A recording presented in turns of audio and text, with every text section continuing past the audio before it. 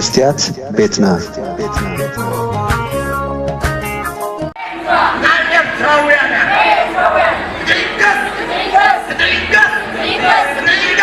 لومي أبزي سرقيا حزبي دقوورو مجلسي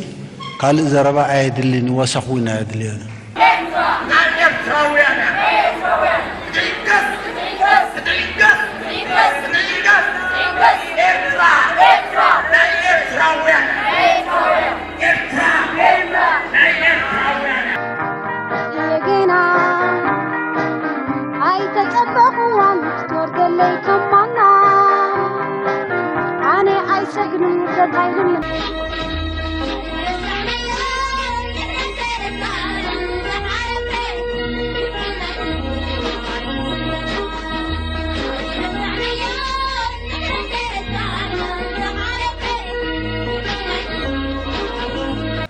لومي أبزي حجي زلنا يقن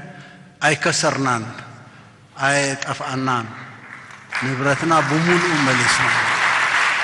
ጎደናታት ኣስመራ ሰልፍታት እንግደን ኣብ 2018 ተደሚርና ኣብ 2025 ኣይረሳዕናዮን ኢለን ኤርትራ ሃገር ካብ ትኸውን ንዝሓለፉ 34 ዓመታት ህዝባ ናይ ተቃውሞ ድምፂ ከየውፅእ ዓፊኑ ዝሓዘ ነቲ ብዓቕሙ ሓቦ ገይሩ ብትብዓት ዝተቃወመ ዝረሸነን ዝኣሰረን ስርዓት ህግደፍ ንኣሽቱ ተምሃሮ ህፃውንቲ ኣኪቡ ኣብ ማእከል ጎደናታት ኣስመራ ንዝተፈፀመ ግፍዒ ኣይረሳዕናዮን እንተበለ ነቲ ካብ 2018 ክሳብ 2022 ዝነበረ ድራማ መሊስና ክንውላዓሉ ጥራሕ ኢና ንኽእል እንኳዕ ደኣ እዚ ረኣና እምበር እቲ ዝሓለፈስ ውሕጅ ውሰዶ ምድማር ዘዋፅኣና ከምኡ እንታይ ጌርና ከዓ ኣይከሰርናን ኣይተባህለን ድዩ ንግሆ ናብ ኢትዮጵያ ዘብዘብ ኣይተባህለን ኢትዮጵያ ኣይትፈርስን እያ መስዋእቲ ክንከፍል ኢና ዝብል መግለፂ ኣይሰማዕናን ዲና ሎሚ ኣብ ጎደናታት ኣስመራ ህዝቢ ክስለፍ እንተኾይኑ ንግፍዕታት ህግደፍ ኣይረሳዕናዮን ኢሉ ንመሰሉ እዩ ክትስእ ዘለዎ እምበር ናይ ደርጊ ግፍዕታት ደኣ ኣብ 1991 ተዛዚሙ እንድዩ ድሕሪ ደጊም ነቶም ግዳያት ብናይ ሕልና ጸሎት ምዝካር እዩ ዘድሊ እምበር ነቶም ቅድሚ 50 ዓመታት ግፍዒ ዝፈጸሙ ኣብዚ እዋን ዳርጋ ኩሎም ብሂወት ክህልው ንዘይክእሉ ፈጸምቲ ግፍዒ ናይ ተቃውሞ ሰልፊ ክትወጻሎም ናይ ጥዕና ኣይኮነን ኣብዚ ሓድሽ ሰልፊ ኤርትራ ናይ ኤርትራውያን እያ ዝብል ጭርሖ ብተደጋጋሚ ይስማዕ ነይሩ ኤርትራ ብወግዒ ሃገር ካብ ትኸውን እኮ ልዕሊ ርብዒ ዘመን ኣስታት 32 ዓመታት ሓሊፎም ህዝቢ ብረፈረንደም ኣብ 93 ኤርትራ ሃገር ትኾን ኢሉ ኣድሚጹስ ፋይል እኮ ተዓፅዩ ሕጂ እንታይ እዩ ዝድለ ዘሎ ሎሚ ክንስለፍ እንተኾይና ኤርትራ ናይ ኤርትራውያን ከይትኸውን ደቂ ሃገር ቀሲኖም ክነብሩዋ ከምዘይክእሉ ንዝገበረ ስድራ ቤታት ፋሕፋሕ ኢለን ክነብራ ንዝፈረደ ዝተረመሰ ቁጠባ ክህልዋ ንዝቐሰበ ኣርማ ድኽነት ንዝኾነ ስርዓት ህግደፍ ንምቅዋም ኢና ክንስለፍ ዘለና ኤርትራ ንኤርትራውያን ትጠቅም ሃገር ደቂ ዓዲ ብዘይ ፍርሒ ክረግፅዋ ዝኽእሉ ሃብቲ ኸፍሪላ ዕድል ዘለዋ ሃገር ክትከውን ሓያል ሰልፊ ጥራሕ ዘይኮነ ቃልሲ የድሊ ዝተፈጸመ ግፍዕታት ኣይዘከር ኣይኮነን ትዘረባ ይዘከር ግን ከዓ ካብቲ ሽዑ ዝፍጸም ዝነበረ ግፍዕታት ሎሚ እውን ስለዘይተቀላገልና ንሱ ነቐድም ንብል ኣለና ንዝክር እንተኾይና ኢሳያስ ናብ ጎንደር ምስ ከደ ኣብ እዋን ቃልሲ ኣምሓራ ጸላእትና ዝብል ዘረባ ጌጋ ከም ዝነበረ ህዝቢ ምሓራ ፍቕሪ ምዃኑ ገሊጽልና ነይሩ ኣብይ ኣሕመድ እውን ክሳብ ንመጻኢ ንኤርትራ ዝመርሕ ሰብ ከም ዝኾነ ተሓቢሩና ነይሩ መራሕቲ ኤርትራን ኢትዮጵያን ቀለበት ኣሲሮም ነይሮም እዮም 10 ኣጻብዕቲ ኣእዳው ኢሳያስ ኣፍ ልቢ ሃሪመን እየን ጋቢ ኦሮሞ ኣብ ኣዋሳን ጅማን ተጎምጊምናዮ ኢና ነዚ እውን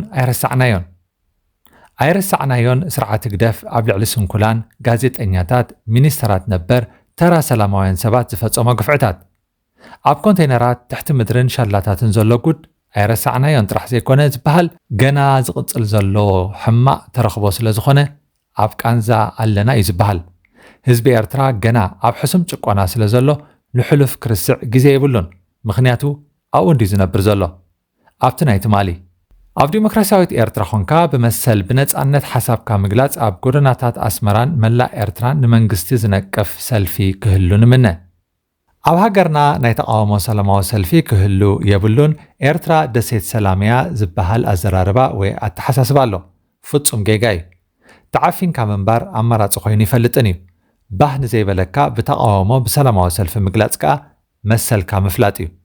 እቲ ሕጂ ንሪኦ ዘለና ግን ንዝኾነ ኣርእስቲ ምስ ልኡላውነት ኤርትራ ብምትሕሓዝ ኣንፈቱ ምጥዋ እዩ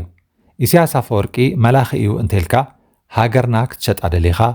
ኣብ ኤርትራ ጨቋኒ ስርዓት ኣሎ እንተበልካ ኤርትራ ናይ ኤርትራውያን እያ ዝብል መልሲ ይወሃበካ እቲ ሓቂ ግን ኤርትራ ሃገርያ ሒዝዋ ዘሎ ስርዓት ጨቋኒ እዩ ድኹም ቁጠባ ኣለዋ ኣፍራይ ዝበሃል ኣካል ሕብረተሰባ ኣብ ስደት ዝሰፈረ እዩ ሰባት ኣብ ትሕቲ ፍርሒ እዮም ዝነብሩ ናብ ዓድኻ ምጋሽ ሰበር ዜና ዝኾነላ ሃገርያ እዚ ኩሉ ከዓ ብሰንኪቲ ሎሚ ናይ ዝሓለፈ ኣይረሳዕናዮን እናበለ ታሪክ ግፍዕታት ዝደግም ዘሎ ስርዓት እዩ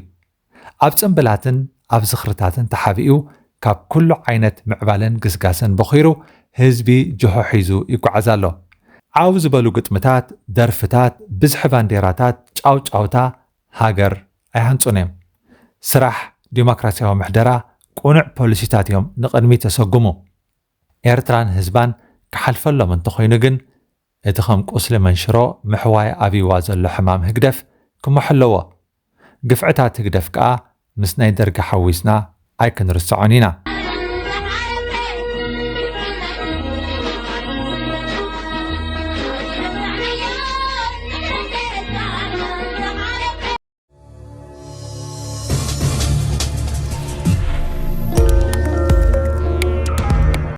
ሕጉስ ብስራት ነንበብቲ መጽሓፍ ባንቀውታት ጽበይዋ ዝነበርኩም መጽሓፍ ወድርዛን እነሆ ተዘርጊሓ ኣብ ልብ ነፍሲ ወከፍ ኣንባቢ ጦብላሕታት ዝሕደረትን ኣብ ክብሒ ኣብያተ መጽሓፍቲ ተወዲኣ ዝጸንሐትን መጽሓፍ ወድርዛን ብዝበለጸ መልክዕ ሰፊሓን ብምሩጽ ቋንቋ ተኸሺናን እነህጆባ ትብለና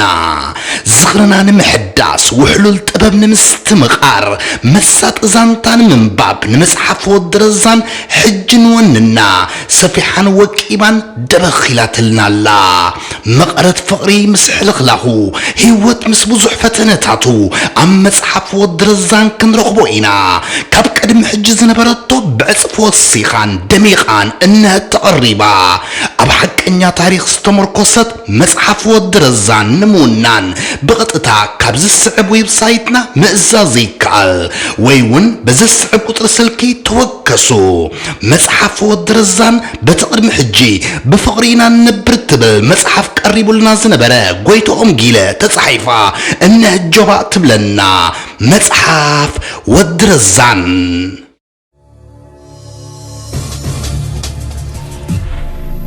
زحقوس بسرات نفكر تنباب تنسائي مصحفتي نعمة علامة تلكا عمبابات تخل نعسرت عمد علامة تلكا دما أقرب تخل نمول علامة تلكا نقحت تخل زبل فلسفنا هزختل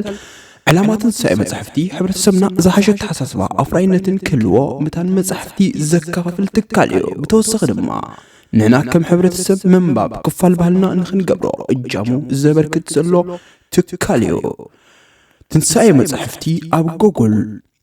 تنسائي books.com إلكم بمصحف أو ويب سايتنا بصحنا زدلخمو بممرات ما أزوزنا نحنا دما نتزأززكمو بقلطفن بتصففن أب سحات أروان كنبسحلكم مخالنا قالنا نهب كمو دما زخون حتو مزهلوكم بوساب صحيفكم حتوكم كتسفرلنا ويدما رئيتون تلكم رئيتوكم كتسفرلنا